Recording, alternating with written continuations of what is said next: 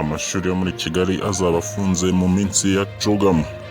Minisiteri y'Uburezi Mineduc yatangaje ko mu gihe u Rwanda ruzaba rwakira inama y'abakuru b'ibihugu na za guverinoma bo mu muryango wa Commonwealth CHOGM, amashuri yo mu mujyi wa Kigali azafunga. Itangazo Mineduc yashyize ahagaragara kuri uyu wa mbere tariki ya 13 Kamena rivuga ko ibyo byatekerejweho mu rwego rwo kwirinda ko iyi nama yabangamira ingendo z'abanyeshuri n'abarimu babo. Rikomeza rivuga ko amashuri yose yo mu mujyi wa Kigali azafunga kuva ku wa 20 kugeza ku wa 26 Kamena. Ibizamini bisoza igihembwe cya gatatu ku banyeshuri bakurikira integanyanyigisho y'u Rwanda bikazatangira ku wa 27 Kamena mu gihugu hose.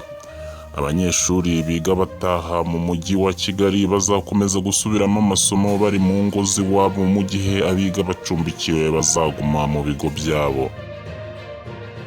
Amakuru mashya TV.